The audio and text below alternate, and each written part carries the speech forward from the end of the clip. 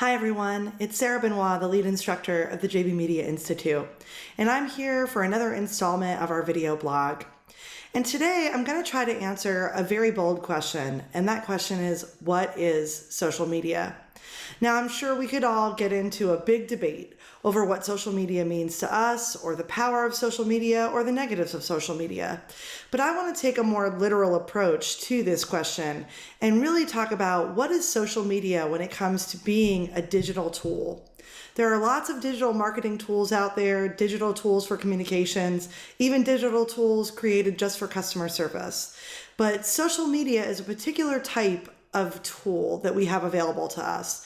So what makes a site or a community a social media network? Essentially, there are 5 things that I use to define a social media network. The first is that there will be some type of profile, whether it's personal or business or a combination of both of those things. So every social media network that's out there has some type of profile where you get to list information about yourself, your company, your organization, put up a picture, put up a logo, and share details about who you are, what you do, and all of that information. The second thing that social media networks have is essentially some form of status updates. So some of them are more focused on, in the moment, real live status updates. Some systems allow you just to post your activity in some way, but all of them allow you to kind of track what you're doing, where you're going, and all of that information on the system. The third thing is most social media networks have some type of kind of contact base. So whether you're on Facebook and you have likes on your business page, or you have followers on Twitter, or you have followers on Instagram, or connections on LinkedIn, all of those are basically contacts that you have available to you inside of the system. And essentially within those contacts, you typically have the ability to do different things like send messages and write reviews and so forth. The fourth thing that you see in almost all social media networks is some form of a news feed. Some form of an algorithm is usually running the site and is delivering content to you that it believes you want to see. So almost every social media site out there, again, whether we're talking about Facebook or Pinterest, has this built into the system, and it's trying to connect to you with content and information that it believes you will find really valuable and really relevant. And fifth and finally, there's usually an easy way for sharing information on all social media networks. So a lot of social media sites are very mobile friendly. It makes it easy to hop on and get the information you need, or create updates, or go back and review messages and contacts that you have. So essentially these 5 things really define what a social media network actually is.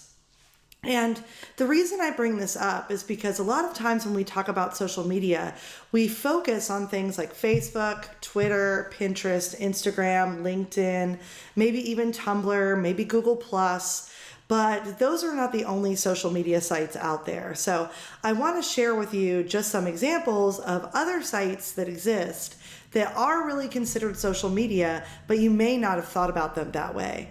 And one of the reasons I think it's important to understand this is because if you're using Google Analytics to track the traffic that you get from social media, you're going to see that there's more sites listed in there than just Facebook and Twitter and Pinterest. Sometimes you might see that you got traffic from Reddit. Sometimes you might see that you got traffic from Tripadvisor, and Google is defining all of those things as social media networks. And so I want to just sort of give you a visual on why. So first, I'm a member of Yelp, so I've pulled up my Yelp page, and when I get to Yelp, which is definitely a social media network, but is commonly known as a review site, you can see up here that I have my little profile pic, and if I click to my options, I can look at the information about me, I can find my friends, and I can adjust my settings. Also, you'll notice that right now my Yelp is defaulting to Amsterdam, and that's because a couple months ago, the last time that I actually really used Yelp, I was in Amsterdam and I was trying to get information. So if we scroll down, you can see it saying, hey, you were recently in Amsterdam. Here's some information that you might want to have access to, like restaurants or nightlife or beauty and spas. But then when I scroll below that, I basically get a news feed with activity. And that activity is coming from people who are nearby, from people that I'm friends with, and people that I'm following. So you can see that essentially Yelp has a lot of the components that most social media networks have. Now, it operates very differently from something like Facebook or Twitter because the main focus of this particular social network isn't necessarily to do, live status updates of every single moment of your life. Essentially it's really created so that you can connect with people and get their advice, get their suggestions, get their opinions, and see what kinds of businesses they have really enjoyed going to or enjoyed using. You'll also note that Yelp has a number of different mobile apps which make it really easy to use this system on your phone. So I've been able to use it all over the country and all over the world to get more information. And again, the more that I use Yelp, the more that I review things, the more that it's going to cater to what it thinks I really want to know about and what I really want to be connected with. Another example of something very similar is Tripadvisor, and Tripadvisor is also considered a social network, just like Facebook or Twitter or Instagram. And essentially, even though it contains a lot of other information, so I can book hotels, I can buy airline tickets, I can figure out, what types of things to do in a certain area. I can see, what are the best of when it comes to 2017, the best places to go, the best restaurants. But essentially, we still have some core things that are built in. So you can see, here's again my little profile pic. If I click up here, I have a number of different options. I can go into my account, I can go into my messages, I can edit my profile, and I can even save different pieces of information. I can have a travel map inside here. And as I review things, it's also going to present to me things that it thinks I need. So one of the things that recently Tripadvisor sent me was it said, someone has asked a question about a tour that you took in Ghent, Belgium, and do you want to answer it? And so I was able to click on my email, hop onto the site, and you can see other people had answered it as well. But then I added my answer right here and basically said, the information you're getting is correct based on my recent trip.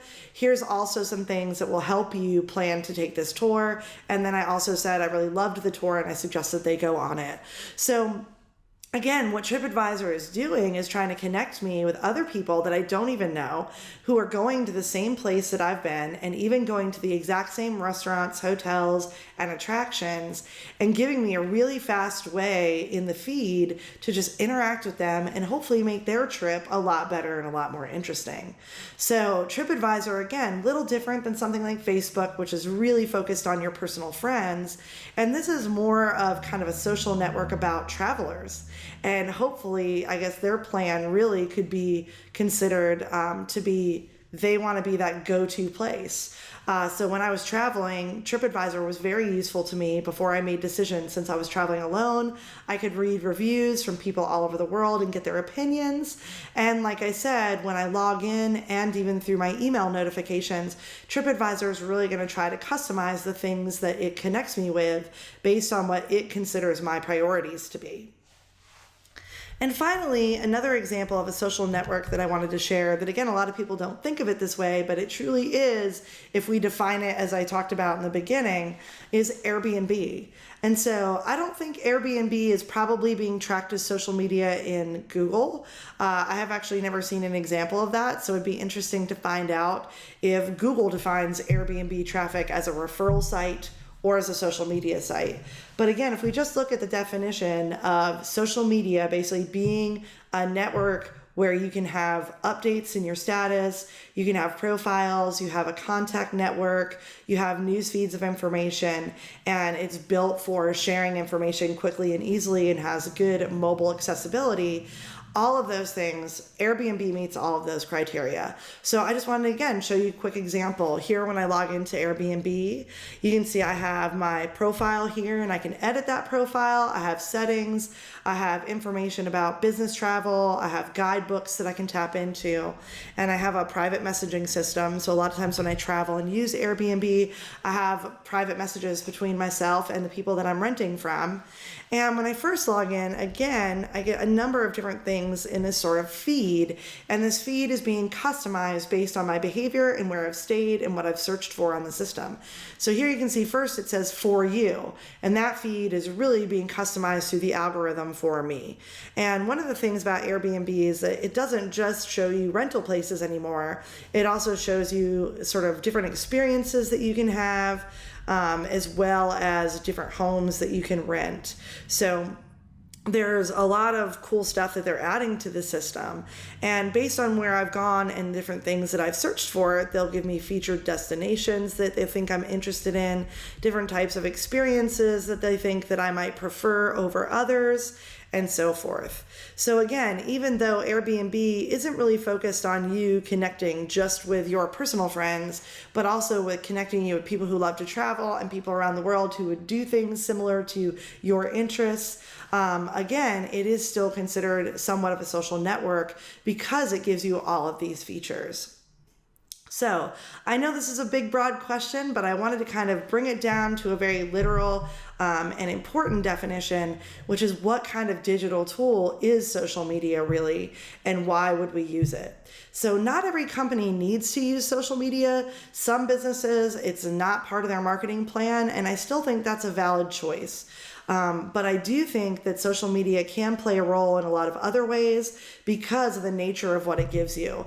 It gives you this ability to connect with people you know, people you don't know, in ways that are really customized to your preferences, your interests, your behaviors, the things that you like, the things that you care about. So regardless of whether it's Airbnb or Facebook or Yelp or Twitter, all of these things are created to make you part of the community. And so whether we're operating as a single individual or we're operating as a company or organization, if our goal is to become part of a community in some way, then we want to seek out social media networks that we know include our target audiences. As usual, thanks so much for joining me, and I look forward to sharing more in the future. Have a great day.